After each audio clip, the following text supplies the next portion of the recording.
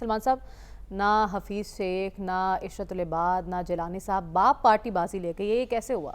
دیکھیں، ایک بات تو بڑی کلیئر کٹ ہے کہ پاکستان کا کوئی جرنلسٹ اور کوئی سیاستدان اس نامزدگی سے پہلے یہ کلیم نہیں کر سکتا کہ اس نے اس شخص کا نام دیا ہے۔ کل آپ نے بھی دو نام دیے تھے لیکن وہ اور میں نے کہا تھا کہ کل اس وقت تک فیصلہ ہو چکا ہوگا اور فیصلہ اتفاق رائے سے ہوگا۔ دیکھیں، اس میں کوئی شک نہیں کہ یہاں پر سے درجنوں نام آتے رہے اور یہاں پر ہمارے پروگرام میں محسن نقوی صاحب کا بھی نام لیا گیا تھا۔ یہ کوئی ایسی بات نہیں ہوتی، یہ روزمرہ بنیادوں پر جس طرح ترجیحات بدلتی ہے اس طرح سلیکشن بھی بدلتی رہتی ہے۔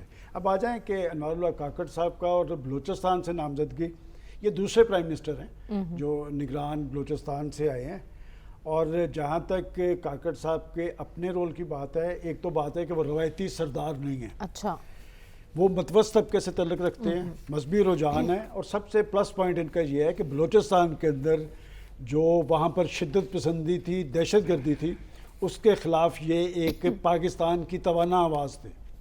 اسی لیے انہیں 2018 سے پہلے بلوچستان حکومت کا ترجمان بھی بنایا گیا۔ اور ایک بات جو ہم پروگرام میں بھی کہتے رہے اور جن عام تھی کہ اب نئی صورتحال کے اندر جو ایک معاشی پس منظر کا حامل پرائم منسٹر ہوگا، اور وہ معاشی پس منظر کا حامل پرائم منسٹر بڑے فیصلے کرے گا، اور اسی وجہ سے یہ تاثر بھی عام تھا کہ شاید یہ گورنمنٹ جو ہے یہ 2 سال تک چلے گی۔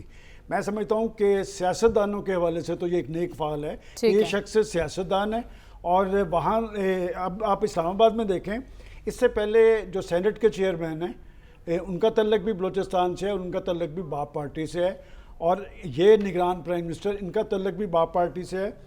تو یہ کہا جا سکتا ہے کہ اب باپ پارٹی کا اسلام آباد پہ غلبہ نظر آ رہا ہے، اور آنے والے وقت کے اندر ان کی اہمیت اور بڑھے گی۔ ایک بات جو بلوچستان کے حوالے سے یہ کہا جا رہا ہے کہ جی وہاں پر اس میں کوئی شک نہیں، وہاں احساس محرومی ہے۔ بلوچستان کہتے ہیں چھوٹا صوبہ، بلوچستان چھوٹا صوبہ اپنے رقبے کے اعتبار سے وہ بہت بڑا صوبہ ہے۔ اور انوار اللہ کاکڑ صاحب کے بارے میں اگر آپ مجھ سے کہیں کہ 2 حرفی تبصرہ یہ ہے کہ یہ وہ پرائم منسٹر ہیں نگران جن کو سیاست کی تائید بھی حاصل ہے اور ریاست کی تائید بھی حاصل ہے۔ البتہ بڑا سوال ان کے سامنے یہ ہوگا کہ کیا الیکشن جو ہیں وہ فروری مارچ تک ہو پائیں گے۔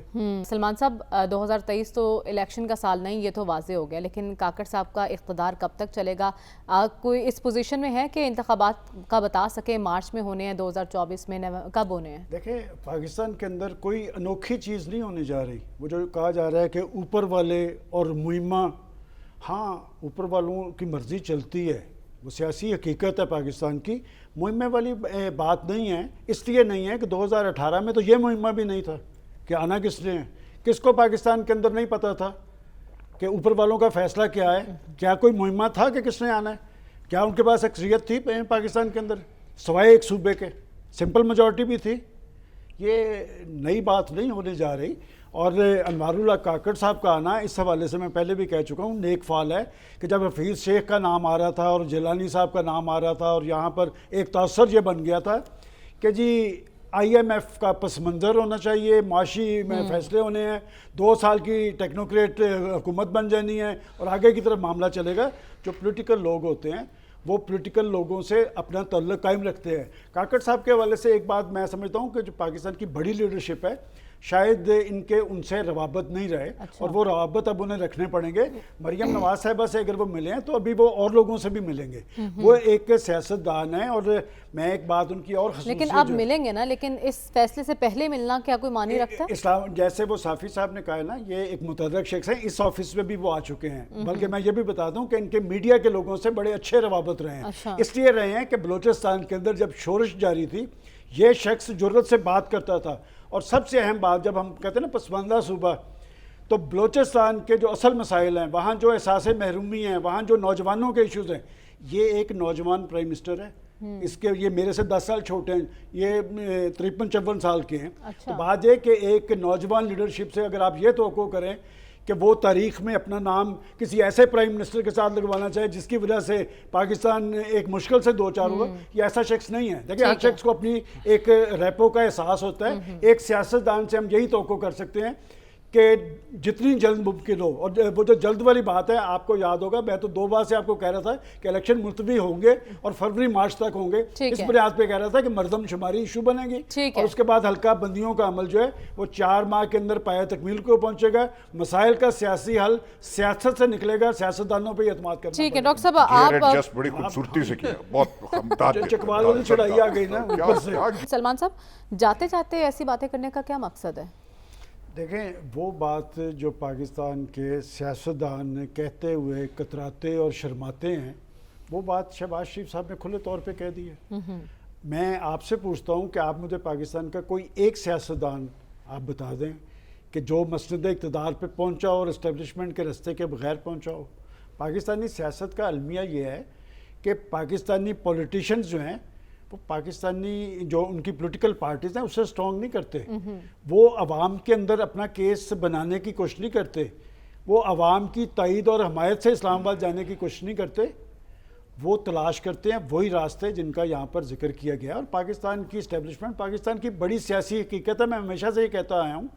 اور بات یہ کہ جب آپ ایک وقت ایسا آتا ہے کہ اسی اسٹیبلشمنٹ کے ساتھ جب آپ اسے یہ ایک آتا ہے کہ جی شاید میں بڑا پولیٹیشین ہو گیا ہوں, اور پھر اس کا انجام بھی یہ درست آج تجزیہ کیا ہے یاسر صاحب نے, چونکہ انہوں نے تو ایکچوئل اپنے آپ کو جسٹیفائی کیا ہے کہ وہ کس نواز شریف کے ساتھ کیوں کھڑے تھے, اور یہ بات درست ہے.